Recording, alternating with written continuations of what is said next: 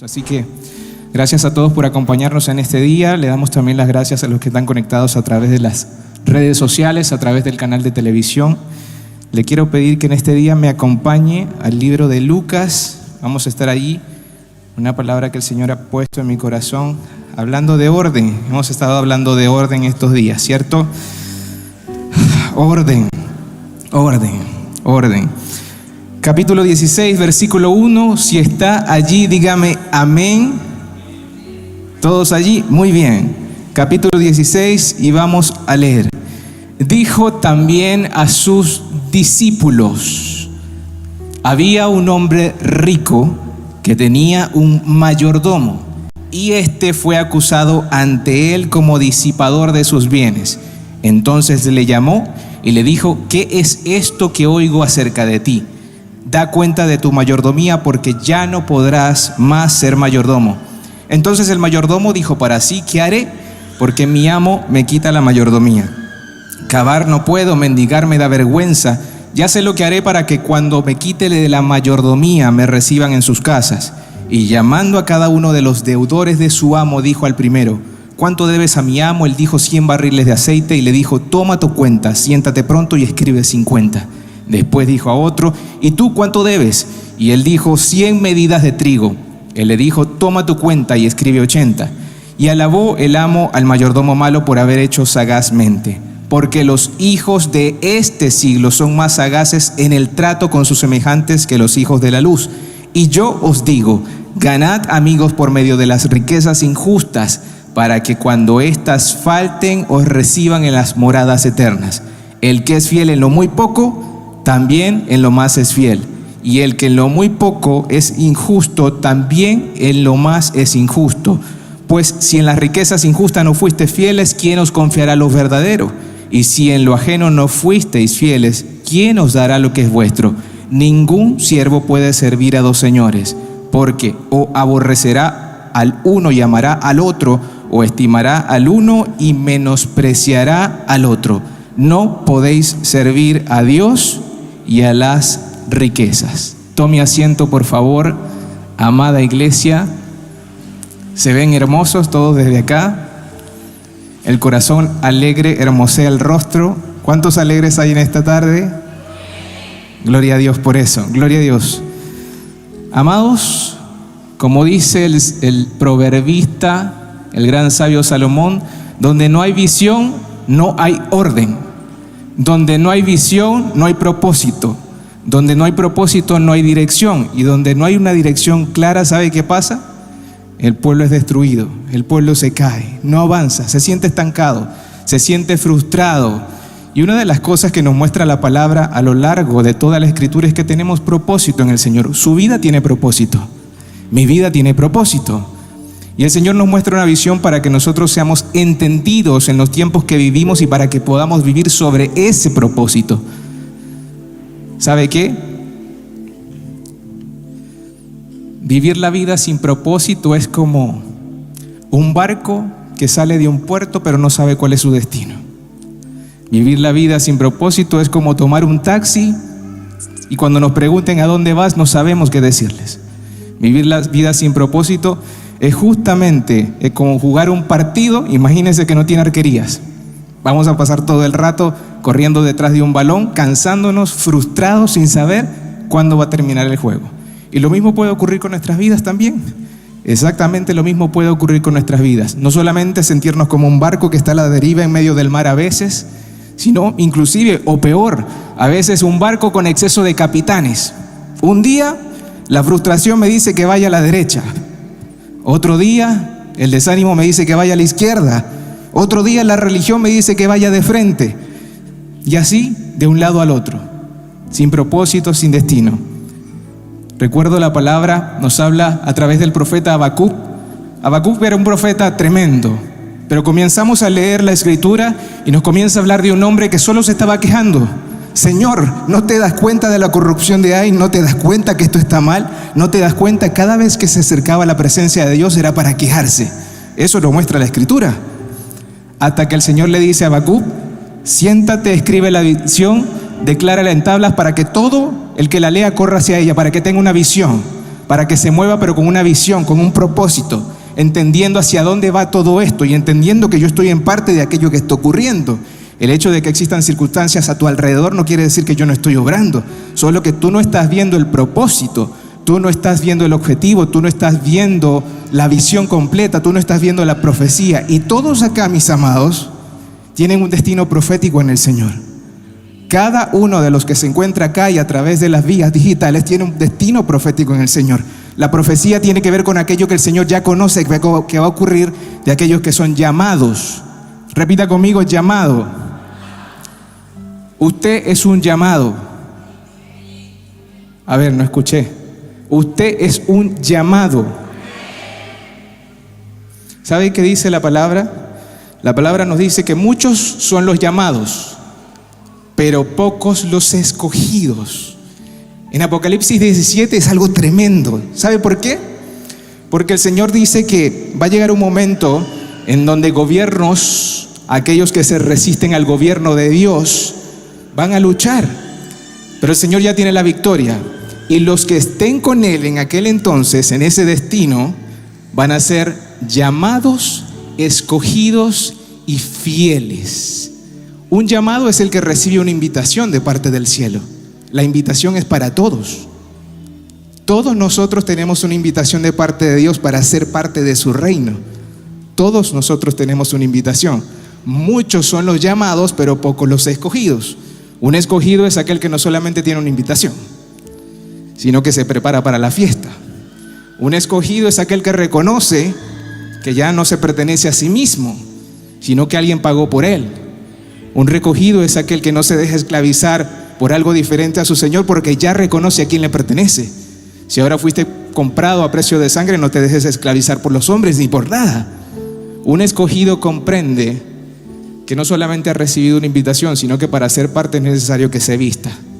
Un escogido no solamente vive como un llamado, sino que se viste como un escogido cada día y es fiel en aquello a lo que ha sido llamado a hacer y permanece como aquello.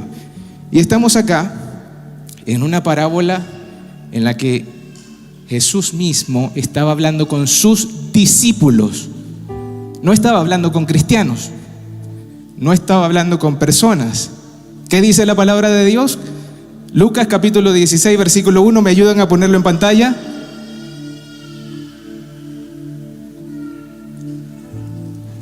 ¿A la una? Muchas gracias, multimedia. Versículo 1, Lucas capítulo 16, dice, dijo también a sus discípulos. ¿A quién les dijo? A sus discípulos. ¿Sabe qué pasa? Durante el tiempo que Jesús estuvo en su ministerio acá en la tierra, había muchas personas que le seguían. Algunas lo seguían por los panes y los peces. Y cuando él decía, no, ya no le voy a dar peces, el alimento que yo traigo es mayor que aquello, entonces ellos comenzaban a retirarse. Estaban los fariseos, que le seguían para criticarle y para juzgar aquello que él hacía, y estaban sus discípulos. Los discípulos estaban con él. ¿Sabe qué es un discípulo? A veces nosotros nos preguntamos cuál es nuestro llamado en la vida, y todos estamos llamados a ser discípulos de Cristo. Ese es nuestro principal llamado. A veces nos preguntamos, ¿será que he sido llamado a ser ministro o pastor? O yo no tengo ningún llamado, no tengo propósito en la vida. Y el Señor te dice, yo te estoy llamando. Yo te estoy llamando, tú eres un llamado. Es necesario que seas parte de los escogidos y que vivas como un discípulo. Un discípulo es aquel que reconoce que tiene un maestro. Un discípulo es aquel, como decía Cristo, nadie puede ser mi discípulo si no renuncia a todo lo que tiene. Lo repito, nadie puede ser mi discípulo si no renuncia a todo. Si no renuncia a la manera de pensar, si no renuncia a aquello que posee. Y con esto no le quiero decir que usted mañana va a renunciar a su trabajo. No se refiere a eso. Pero a veces las estructuras, los patrones, los modos de pensar, nuestra mente no parte necesariamente de aquello que el Señor nos está mostrando como su voluntad, aunque la conocemos. Porque podríamos estar viviendo como llamados, pero no como escogidos. Un discípulo reconoce que hay un maestro presente. Un discípulo tiene un corazón enseñable. Un discípulo está dispuesto a soltar prejuicios, a soltar pasado, a soltar costumbres, con el objetivo de seguir a su maestro. Ese es un escogido, ese es un discípulo. Y Jesús en esta parábola, antes de entrar en ella, yo debo decirle, no le está hablando a todos, le está hablando a sus discípulos, aquellos que están dispuestos a recibir una enseñanza que viene a transformar su vida, aquellos que están dispuestos a recibir una enseñanza que viene a sanar su corazón, aquellos que están dispuestos a conocer el propósito del cielo para sus vidas, aquellos que quizás llegaron acá un poco desanimados porque no saben cuál va a ser el final de aquello que están viviendo, pero que el Señor te dice, tú tienes un propósito mayor a lo que estás viendo enfrente de tus ojos, y solamente teniéndome a mí en casa vas a poder conocerlo. A esos Él está hablando acá. Es a esos mismos que por allá en Mateo capítulo 24 está contándoles lo que va a acontecer en el fin de los tiempos, y se sienta con ellos y le dice: discípulos, es necesario que ustedes conozcan lo que va a acontecer, pero ¿saben para qué? Y en el capítulo 25 comienza a decir ¿por qué?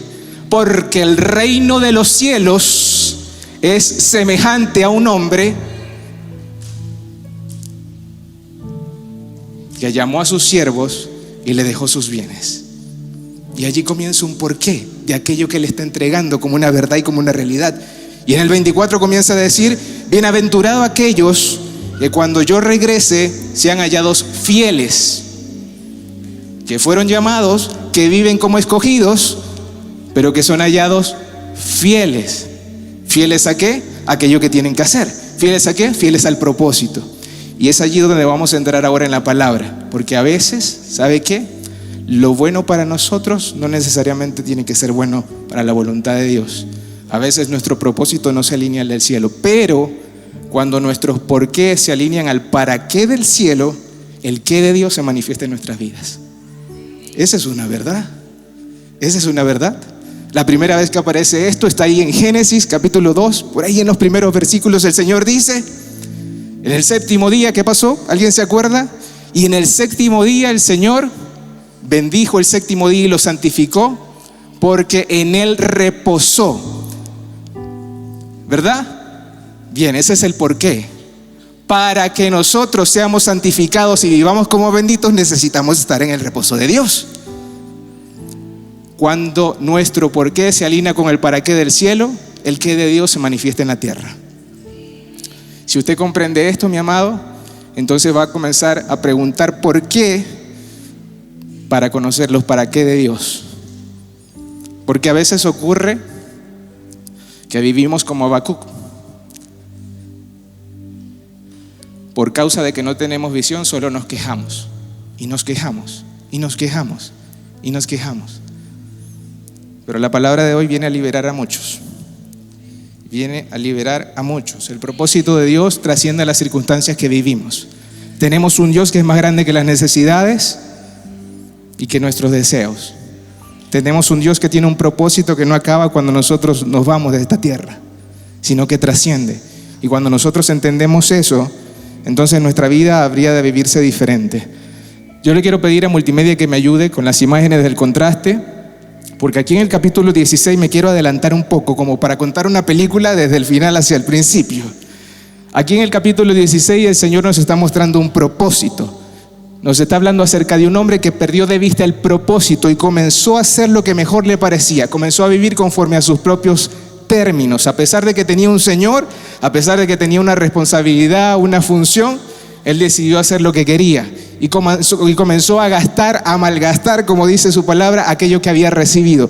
Dígale a la persona que usted tiene al lado: no malgastes tu vida.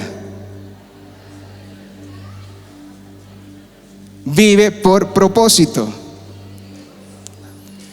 Recibe la visión. Atesora la visión.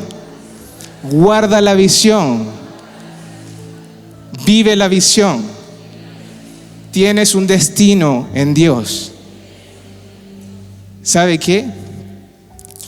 Una de las cosas que nosotros debemos evaluar, como decía nuestro pastor Abel días anteriores, son los conceptos que gobiernan nuestra vida. La iglesia evangélica no existe para transformarte a ti. No, la iglesia existe para conectarte con una verdad transformadora. Es el poder transformador del Evangelio el que te transforma. Y cuando tú entiendes eso, comprenderás que no es la palabra de un viernes o la palabra de un domingo la que te transforma, sino mantenerte en la palabra del viernes o mantenerte en la palabra del domingo. Atesorar la palabra, repasar la palabra, guardar la palabra, comer la palabra, buscar la palabra, vivir la palabra. El ejercicio de las verdades de Dios es lo que nos transforma. Ese proceso se conoce, mi maestro ahí lo diría, como santificación. Santificación es lo que Dios usa para que tú y para que yo justamente podamos apartarnos de esta naturaleza que nos lleva a nosotros a vivir en desorden para vivir en el orden divino de Dios. Ese proceso que comienza a cambiar hábitos, formas de pensar en nuestra mente, en nuestros pensamientos, porque como dice Salomón, como un hombre piensa, a sí mismo es, ¿no? Lo que un hombre piensa, de la misma manera es. La manera en cómo nosotros ordenamos la vida y todo lo que tenemos es una expresión externa de una condición espiritual interna. Es una expresión externa, es la evidencia, la manifestación afuera de algo que está gobernando adentro. Y cuando usted se da cuenta de eso, usted podría pensar, entonces, ¿qué es lo que el Señor quiere hacer con mi vida? Lucas capítulo 16 nos enseña el Señor y dice: más allá de lo que este hombre haya hecho, ganen amigos por medio de las riquezas injustas. Y yo quiero que usted preste atención a algo acá, porque el Señor está haciendo un contraste en lo que es temporal a lo que es eterno, y allí nos está mostrando el propósito. De un lado nos está diciendo el Señor: ganad amigos por medio de las riquezas injustas, para que cuando éstas falten, os reciban en las moradas eternas. Lo temporal, riquezas injustas, es aquello que nosotros valoramos acá. Acá específicamente está hablando de un concepto que se llama mamón. Es una palabra aramea que viene de Babilonia. Es lugar de la confusión. Las riquezas injustas, dice, que van a faltar, se van a acabar. Va a llegar el momento en donde todo aquello que nosotros vemos va a dejar de ser. Pero todas las cosas podrían pasar, pero la palabra del Señor y sus promesas jamás van a pasar. Y cuando nosotros entendemos eso, mis amados, nos daremos cuenta que acá el Señor nos está mostrando que alguien puede vivir en uno de dos lados, viendo el propósito de una u otra manera. Ganad amigo por medio de las riquezas injustas, temporal, para que cuando éstas falten, temporal, os reciban en las moradas eternas, trascendente, eterno. La siguiente, por favor, y sigue diciendo el Señor: el que es fiel en lo muy poco, temporal, también en lo más es fiel, eterno. ¿Seguimos? El que en lo muy poco es injusto, temporal, también en lo más es injusto, eterno. ¿Seguimos? Pues si en las riquezas injustas no fuiste fieles, lo temporal, ¿quién os confiará lo verdadero? ¿Seguimos? Y si en lo ajeno no fuisteis fieles, lo temporal, ¿quién os confiará lo verdadero?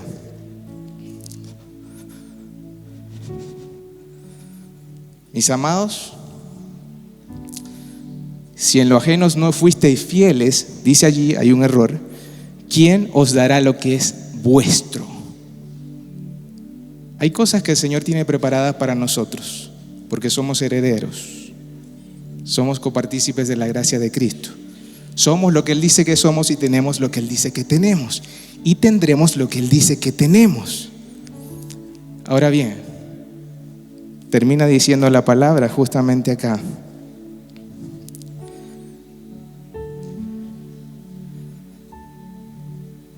ningún siervo puede servir a dos señores, porque o aborrecerá a uno y amará al otro, o estimará a uno y menospreciará al otro.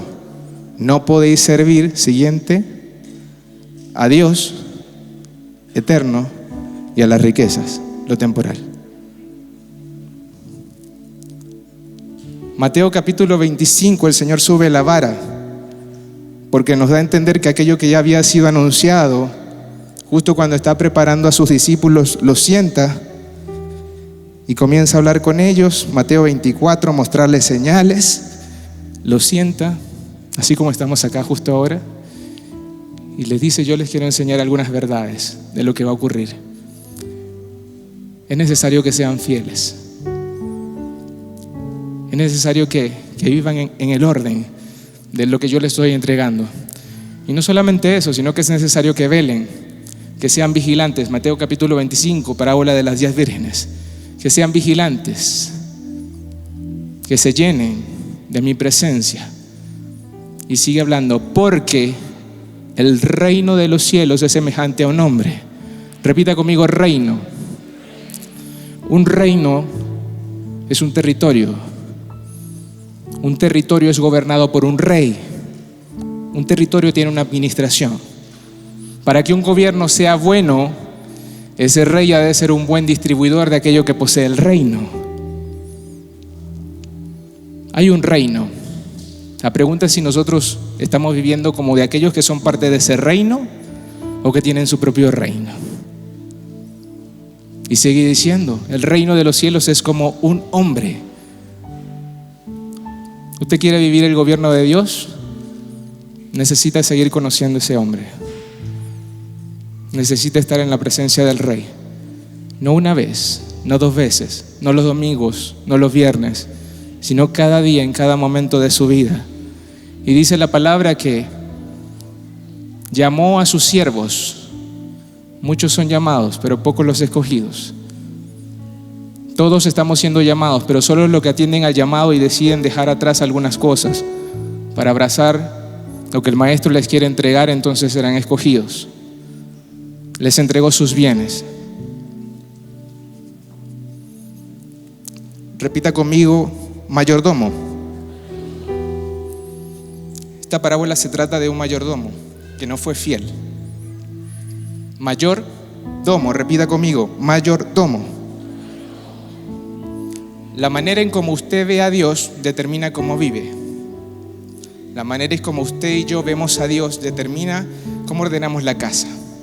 La manera en cómo usted y yo vemos al Rey determina el cómo nosotros gobernamos sobre las cosas que se nos han entregado.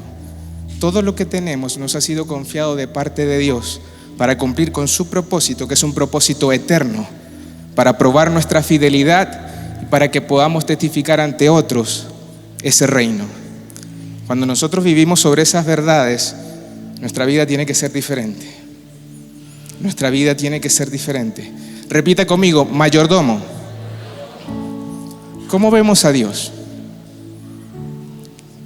¿Cómo ve usted a Dios?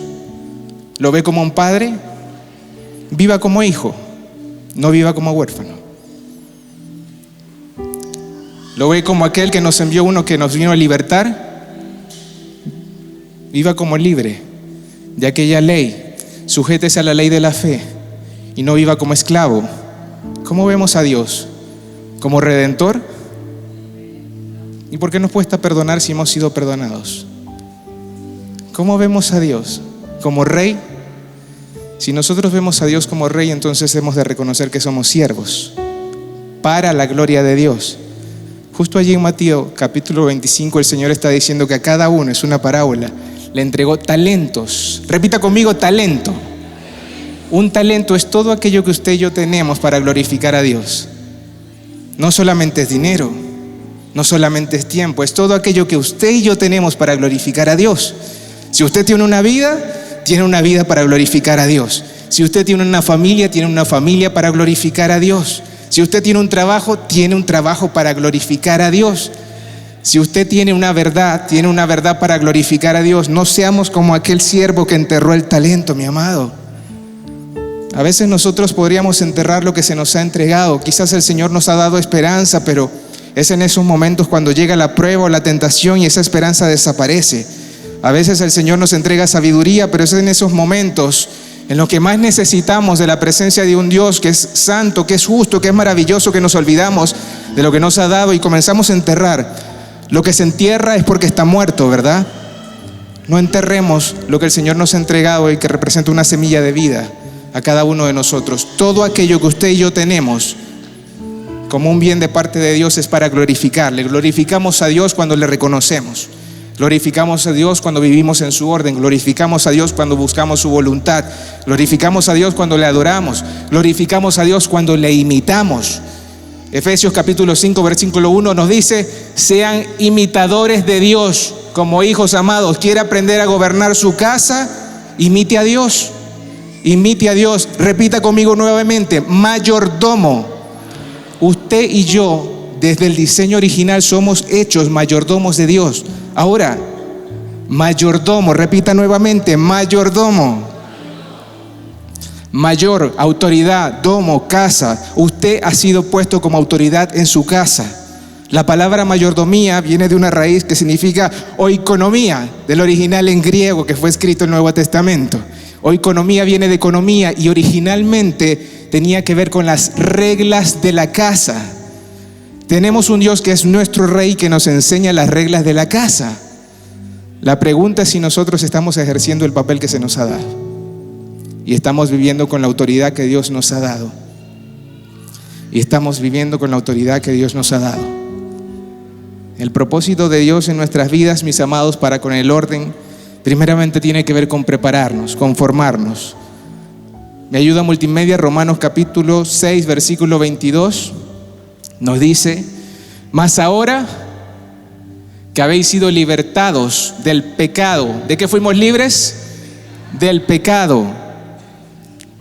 Y hechos siervos de Dios, tenéis por vuestro fruto la santificación. El Señor está transformando.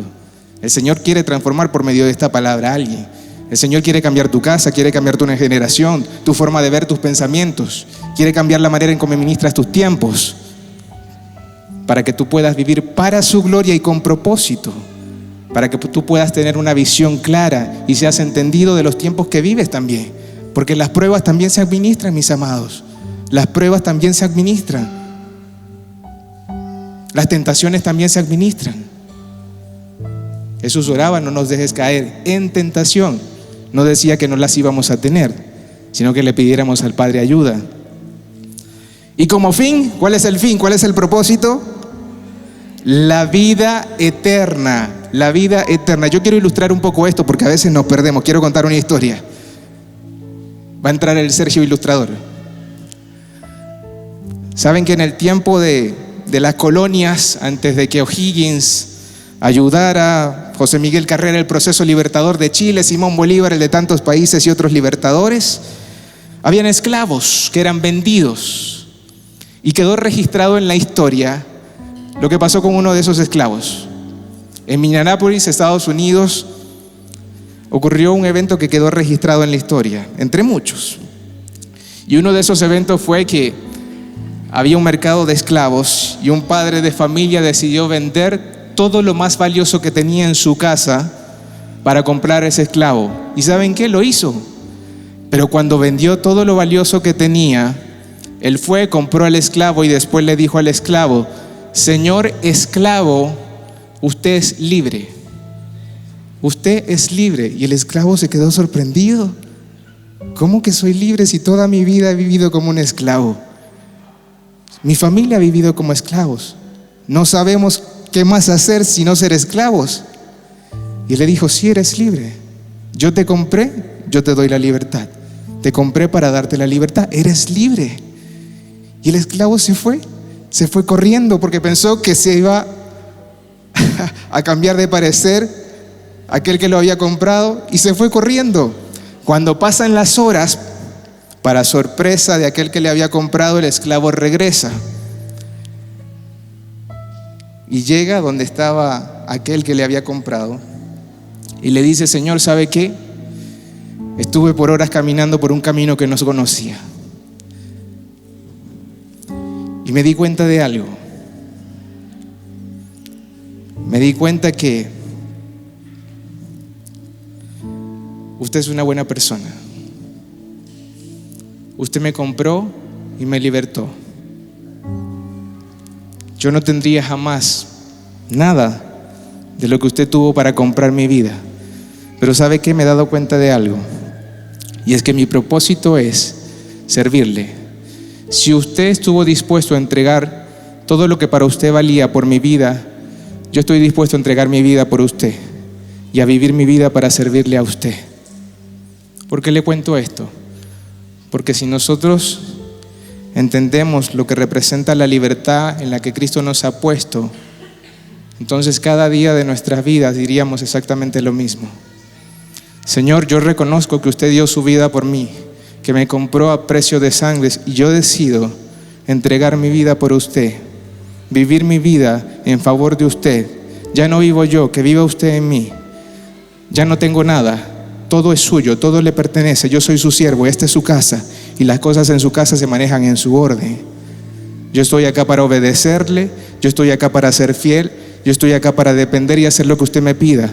Porque si usted en su amor, en su infinito amor, fue capaz de comprar mi vida, yo voy a decidir vivir con aquel que me libertó. Cuando usted vive sobre esa verdad, entonces ya no cuestionará más esto. Mas ahora que habéis sido libertados, ¿cuántos acá son libres en Cristo?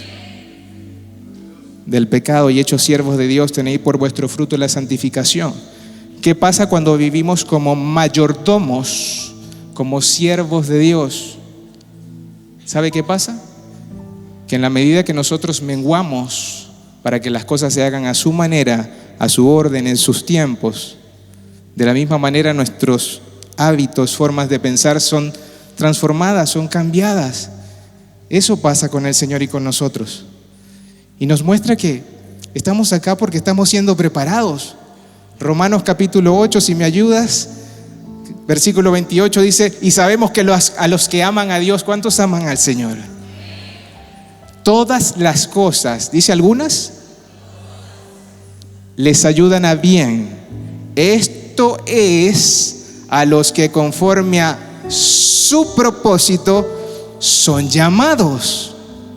Porque a los que antes conoció también los predestinó para que fuesen hechos conforme a la imagen de su Hijo, para que sea el primogénito de muchos hermanos. ¿Cuántos son llamados acá?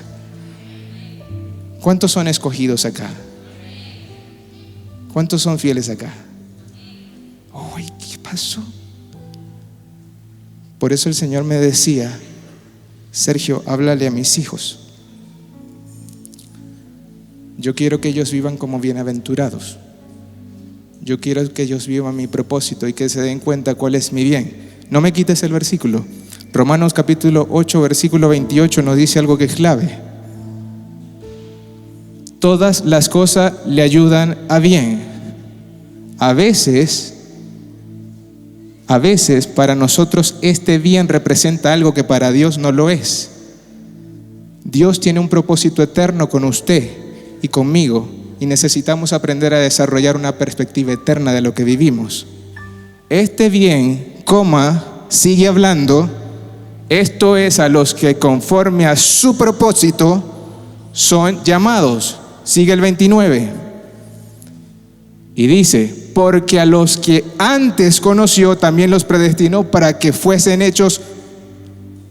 ¿Para qué es el bien? ¿Para que sean respondidas todas mis oraciones? ¿Para que se cumplan todos mis deseos? ¿Para que se haga en la casa lo que yo diga?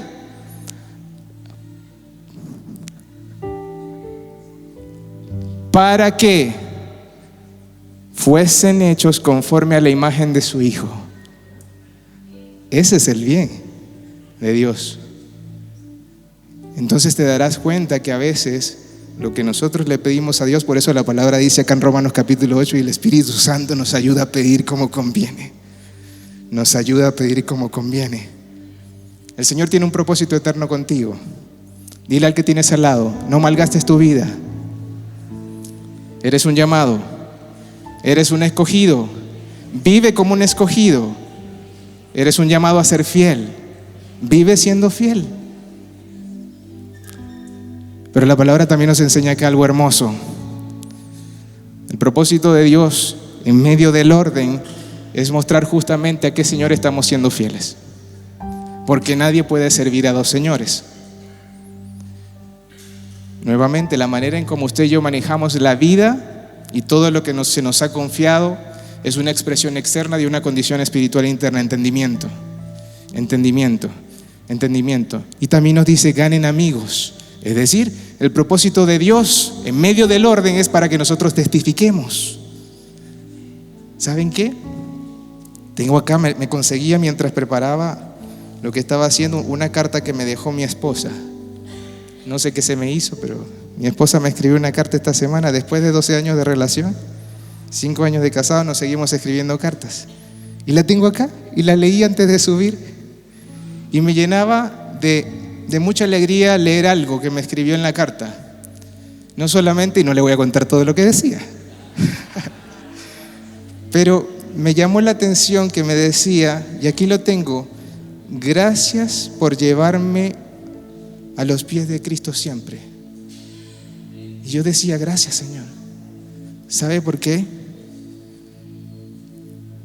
Porque no hay mayor gloria para un hombre que su esposa esté más enamorada de Cristo que de uno mismo.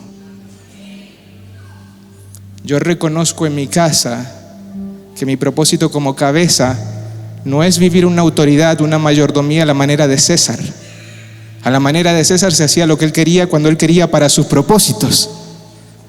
Si tenía que matar, mataba. Si tenía que ir, lo hacía. Pero el Señor no nos manda a gobernar con una autoridad que se nos ha entregado a la manera de César, sino a la manera de Cristo. Y a la manera de Cristo es muy diferente que a la manera de César. Tener una autoridad en la casa a la manera de Cristo es diferente. No se trata de ser un autoritario dictatorial en donde las cosas se hacen como yo digo y punto, no,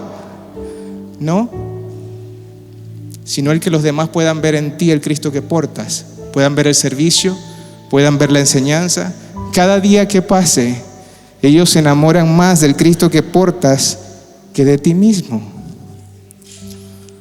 Cuando tú como hombre eres capaz de comprender esa verdad, entonces te preguntarás, ¿eso es lo que está ocurriendo? ¿Estoy bajo el reino de los cielos o me falta? Quizás soy un llamado, pero no he vivido como un escogido.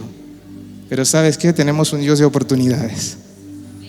Tenemos un Dios de oportunidades que nos enseña que el éxito del cielo no tiene que ver con lo que abunda en nuestros bolsillos. El éxito en el cielo no tiene que ver con la abundancia de likes. No tiene que ver con el reconocimiento que nos tengan los hombres acá en la tierra. El éxito del cielo no tiene que ver con cuán reconocido eres. No. Así quizás se manejan las cosas acá en la tierra, ¿verdad? Pero el éxito del cielo se mide por cuán fiel tú eres, por la fidelidad que tú mantienes a aquel orden divino que se te ha confiado como una oportunidad para que otros puedan conocerle, como una oportunidad para que tú te dejes transformar también, porque somos personas que, ¿saben qué? Y lo conversaba con mi esposa esta semana. Vivir en el propósito de Dios te lleva a vivir batallas continuamente, porque ese propósito va a ser probado. El propósito del Señor en nuestras vidas, el propósito de vivir en su orden va a ser probado. Sí, y le decía, esposa, ¿sabes qué? Me doy cuenta que vivir en el propósito de Dios tiene varios enemigos, que aquí mismo en la parábola nos lo muestra. Y le decía, ¿sabes qué? Uno de esos enemigos es la costumbre. Vemos a un mayordomo que hizo lo que cualquiera en su época iba a hacer. Le dijeron, estás malgastando lo que te confié. Y el que comenzó a hacer, ¿y a dónde me voy ahora? ¿Cómo hago para que me reciban en las casas si ya lo he perdido todo? Se dio cuenta de que estaba malgastando lo que no era mío. Llegará el momento, mis amados, en los que todos vamos a tener que rendir cuentas ante la presencia de un Dios santo, que espera que vivamos como escogidos, que reconozcamos que somos fieles. No estoy introduciendo un evangelio diferente al que nos ha mostrado, porque la salvación es por gracia. Pero el orden es una evidencia de aquel que se reconoce como salvo. El orden es evidencia de aquel que reconoce la libertad que el Señor le ha entregado. Y le decía, esposa, ¿sabe qué? Me doy cuenta de que hay enemigos. Sí, hay enemigos. Uno de esos enemigos tiene que ver con la costumbre. Este hombre comenzó a hacer lo mismo que veía a su alrededor, y lo mismo puede pasar a veces con nuestras vidas, mis amados. Y me recordaba la historia de Samuel. Samuel, a pesar de que veía cómo aquellos que estaban en su alrededor eran súper corruptos, impíos, él estaba sirviendo al Señor en su propia casa, en el templo donde estaba la presencia de Dios, pero los hijos de Elí no tenía gobierno allí. Hacían lo que querían, cuando querían y como querían, era corrupto. Pero Samuel, a pesar de que era lo que gobernaba en su alrededor, él no era de la misma manera. La pregunta para nosotros, y esto es algo fuerte, porque uno de los enemigos del propósito de Dios en nuestra vida es la costumbre. La costumbre. Cuento otra historia antes de que se me duerman. ¿Dónde están los llamados? ¿Dónde están los escogidos? ¿Dónde están los fieles? Un amigo pastor en los Estados Unidos me contaba el año pasado que en los diciembres anteriores tuvo que convertirse en investigador, en un Sherlock Holmes. ¿Alguien conoce a Sherlock? Un 007. ¿Se acuerdan del 007? Ya, mire al piso, se le cayó el carnet. Y lo que ocurrió era que él se daba cuenta que su familia todos los diciembres se reunían y se daba cuenta que siempre compraban un jamón. Su esposa compraba un jamón muy barato y le cortaba una parte, y todos los diciembres era exactamente lo mismo, hasta que él dijo: yo no sé si esto es un rito, yo voy a preguntarle a mi esposa si es que ella es bruja, porque a veces se me pierden las escobas en la casa. Y lo hizo y le dijo: esposa, ¿por qué usted hace esto todos los años? Y ella le dijo: no sé, siempre se han hecho así en la casa las cosas, ¿por qué no le preguntas a mi mamá? Y fue a donde la mamá, a donde su suegra, y le pregunta: suegra, ¿por qué todos los años compran un jamón barato que aparte no sabe bien? Y le cortan una parte y la dejan al lado antes de meterlo en el horno. Y ella le dijo: no sé, nunca me lo había preguntado. ¿Por qué no le preguntas a mi mamá? Entonces él sale al frente y estaba la abuelita en una mecedora y le pregunta: abuela, ¿usted sabe por qué siempre cortan el jamón en la misma parte, lo compran en el mismo lugar y lo meten al horno y dejan aquella parte al lado?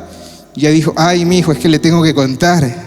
Ya entiendo de dónde viene todo este asunto. Es que cuando nosotros éramos jóvenes, cuando tuvimos a nuestra hija, éramos muy pobres y no teníamos para comprar utensilios de cocina y teníamos una fuente muy chiquitita. Entonces, como el jamón no cabía en la fuente, lo teníamos que cortar antes de meter en el horno. Nos reímos, ¿verdad? Pero es exactamente lo que pasa a veces en nuestras vidas. Hay cosas que hacemos de una manera que son costumbres que traemos por año y que a veces pensamos que son maldiciones generacionales. Mi amado, la palabra es clara. Para los que están en Cristo no hay ninguna condenación. Cuando usted comprende eso, usted tendría que preguntarle al Señor: Padre, ¿será que al igual que el mayordomo de esta historia, a mí me pasa a veces lo mismo? Porque las costumbres te llevan a valorar cosas. Un valor tiene que ver con aquello que tú pones en una posición más alta. Conozco familias que valoran más ganar una batalla que ganar un corazón. Conozco padres que valoran más 10 minutos de pasión que la fidelidad con su esposa.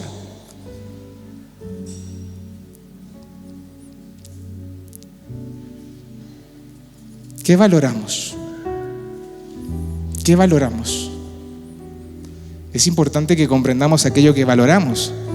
Un valor, una costumbre a veces viene a nuestras vidas a definir el orden que tenemos en la casa, pero a veces esos valores y esas costumbres necesitan ser expuestos a la luz de la palabra del Señor. El Señor oraba: Padre, santifícanos en tu verdad. Y le decía a mi esposa: ¿sabes qué? No solamente eso, porque la Biblia nos sigue mostrando una y otra vez que tenemos enemigos. Otro enemigo es la negligencia. La negligencia es lo contrario a la diligencia. Diligencia tiene que ver con responsabilidad, tiene que ver con esmero, con hacer lo que tenemos que hacer cuando tenemos que hacerlo, como tenemos que hacerlo, sin importar las consecuencias. Eso es integridad, eso es convicción. Y nos lo muestra otra vez. Y el Señor lo decía: pero cualquiera que edifice su casa sobre la arena, entonces no le puedo decir que es un sabio, porque ya le he entregado la verdad y no la pone sobre la roca. Proverbios 21:5, los pensamientos de la diligencia te llevan a la abundancia, pero las cosas que tomas a la carrera y simplemente reaccionas sin pensar, ciertamente te llevan a la destrucción. Necesitamos ser diligentes y responsables y reconocer cuál es la identidad que tenemos en el Señor y afirmarnos en esa verdad.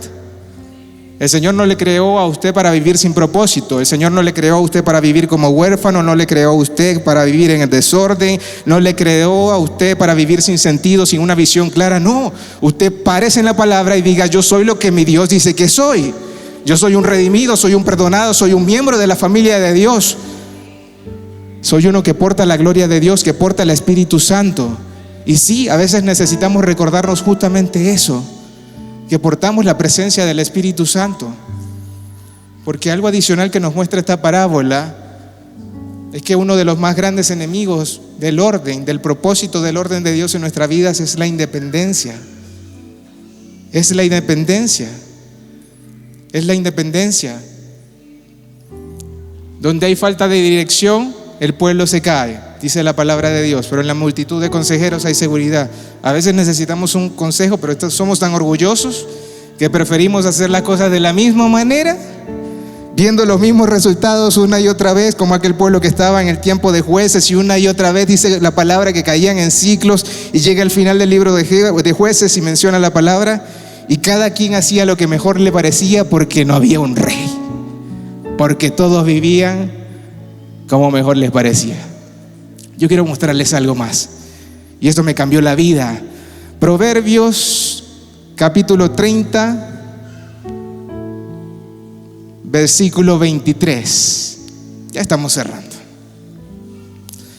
¿Por qué, si el Señor nos muestra su propósito, a veces no vivimos en su propósito? ¿Por qué, si a veces el Señor nos muestra su orden, no vivimos en su orden? ¿Por qué, si el Señor a veces nos muestra lo que Él es para que nosotros reconozcamos quiénes somos, valoremos su presencia? Porque ¿sabe qué? Comenzamos a entrar en el orden de Dios cuando comenzamos a valorar la presencia de Dios en nuestras vidas. El Señor decía: amarás a Dios con todo tu corazón, con toda tu alma y con toda tu mente, y a tu prójimo como a ti mismo. Pero lo que pasa a veces es que, como no le damos valor a Dios, tampoco nos valoramos nosotros, y por consecuencia tampoco valoramos a los demás. Y aquí la palabra dice: por 3 cosas se alborota la tierra, se desordena, y la cuarta ella no puede sufrir: por el siervo cuando reina, por el necio cuando se sacia de pan, por la mujer odiada cuando se casa, y por la sierva cuando hereda a su señora. ¿Sabe qué? Y no me quite el versículo, por favor. Le voy a explicar un poco. El asunto no es que una sierva llegue a heredar de su señora y pase de ser una sierva a ser la señora de la casa. El asunto es que mantenga la misma mentalidad, porque va a ser la señora, pero con una mentalidad de sierva. El asunto no es que una mujer odiada se case. Está hablando de una soltera amargada. Aquí no hay ninguna amargada, ¿verdad? Santo Padre. Señor, manda idóneos. Por la mujer odiada cuando se casa, sino que cuando se case siga siendo una amargada. Ponme el anterior, 30:22. El asunto no es que el necio llegue a tener muchas riquezas, sino que teniéndolas siga pensando como un necio porque las va a malgastar. El asunto no es, mi amado, que un siervo tenga una posición de gobierno y autoridad, sino que teniéndola siga pensando como un esclavo.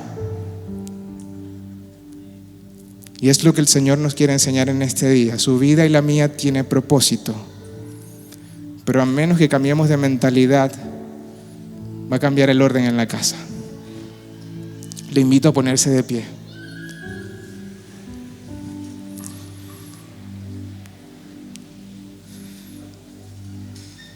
La palabra del Señor nos enseña que no vamos solos por la vida,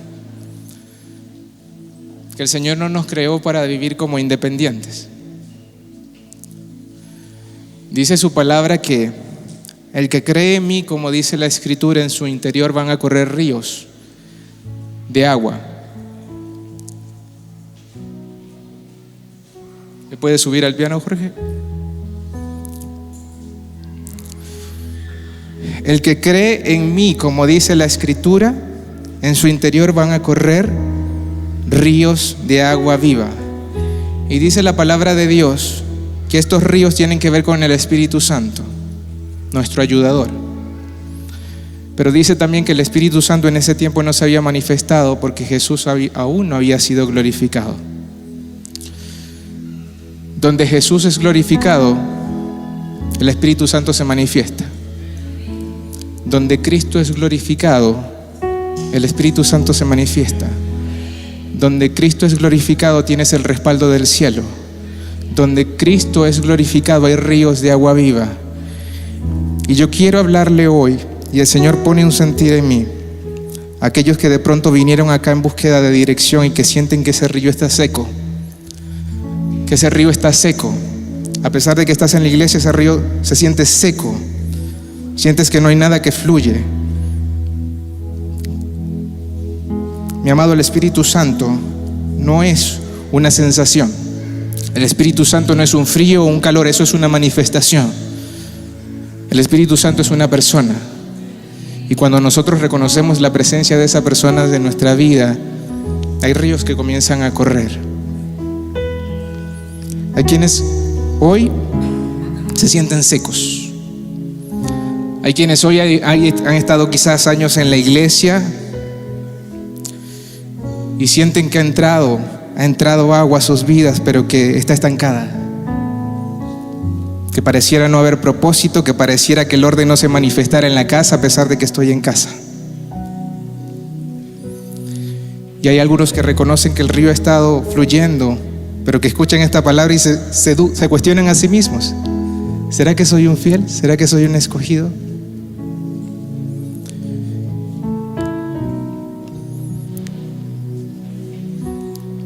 En el tiempo de Pentecostés, la palabra nos enseña que cuando los discípulos se ordenaron, faltaba uno. El Señor eligió a 12, pero Judas fue infiel. Pero el propósito era mantener el orden luego. Y Pedro levantó la mano y dijo: hay desorden en la casa, necesitamos ordenar la casa, falta uno.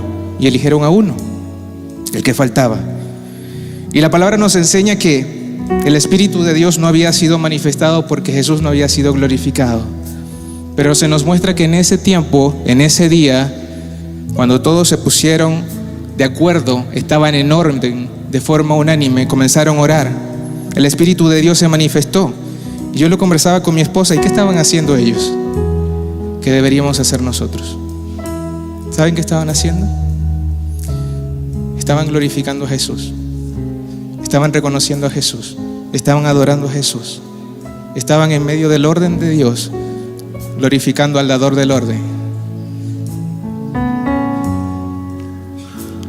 ¿Por qué no adoramos a aquel que viene a poner en orden las cosas? ¿Por qué no glorificamos a aquel que nos derrama de su espíritu para que quizás, estando frustrados, sin sentido, sin propósito eterno, quizás hemos vivido una vida gobernada por la costumbre, por los valores de otro, por la influencia de otro? Quizás hemos vivido una vida gobernada por la independencia, por la insatisfacción, por la impaciencia. Quizás hemos vivido una vida gobernada por un reino diferente al de nuestro Señor. Pero la palabra es clave: no podéis servir a dos señores, porque si sirves a uno vas a menospreciar al otro. Y el Señor está en búsqueda de una generación que no se burle de los santos. El Señor está en búsqueda de una generación que no menosprecie a los santos. El Señor está en búsqueda de una generación de siervos, de hijos que se reconozcan como hijos y que no vivan con una mentalidad de huérfano. El Señor está en búsqueda de una generación de hijos que reconozcan lo que se ha puesto en sus manos para gobernar. El Señor está en búsqueda de una generación que reconoce que el Espíritu Santo ha sido derramado y les ha dado autoridad y poder para ser testigo a donde vayan. El Señor está buscando una generación que reconozca la verdad y viva por la verdad, ame la verdad, atesore la verdad y no solamente vea la verdad como algo bonito de un día domingo o día viernes. El Señor está buscando una generación que le honre, que le reconozca. Está buscando una generación de fieles, de llamados que se visten cada día como escogidos y que viven fieles a su Señor. Está buscando una generación que se levante como se levantó Pedro en ese día y diga: Cristo dio su vida por nosotros y nosotros vamos a dar nuestra vida por Él. Vamos a ir a donde quiera que nos pida que vayamos, vamos a hacer lo que quiera que nos pida que vayamos. Y sí, Señor, usted lo dijo, no podemos ser sus discípulos si no renunciamos a todo lo que tenemos. Padre, y en esta hora yo oro en el nombre poderoso de Jesús por esta generación que está acá presente, Señor. En este día decidimos renunciar a costumbres, decidimos renunciar a pensamientos, decidimos renunciar a nuestra independencia, decidimos renunciar, Padre, a aquello que nos apartaba de ese destino profético que usted ha establecido desde antes de la fundación del mundo para que anduviésemos en él. Y nos afirmamos en su verdad, en una verdad, Padre, que viene a transformar vidas, que viene a sanar, en una verdad, Padre, que viene a afirmarnos en la identidad que usted nos ha dado de hijos, de responsables, de administradores, de diligentes, de aquellos que tienen autoridad en la casa para echar fuera demonios, pero también para poner orden en aquellas áreas que quizás estuvieron por desorden durante tantos años, para ser fieles en los matrimonios, para ser fieles en el trabajo, para ser de aquellos, Padre, que se paran en la verdad y dicen: gracias, Señor, porque soy un bendito por consecuencia de la libertad que usted ha traído a mi vida. Y esa libertad ahora me hace siervo y yo me voy a dejar santificar. Yo me voy a dejar sacudir. Yo voy a dejar que usted venga a mi vida y que sea como un terremoto la presencia de su Espíritu Santo que me enseñe. Porque soy un hijo suyo y los hijos suyos son guiados por su palabra, son guiados por su Espíritu. Quizás he menospreciado, Señor, su voluntad y su orden en mi vida, pero no más. Estoy acá para glorificar su nombre. Estoy acá para exaltar su nombre. Estoy acá, Padre, para reconocer su orden en mi casa. Y yo y mi casa vamos a servirle a usted. Yo y mi casa vamos a servirle a usted, y mi casa comenzará a servirle por consecuencia de que está viendo en mí, Señor, no un evangélico, no un cristiano, sino un discípulo que se deje enseñar. Un discípulo que se deje enseñar.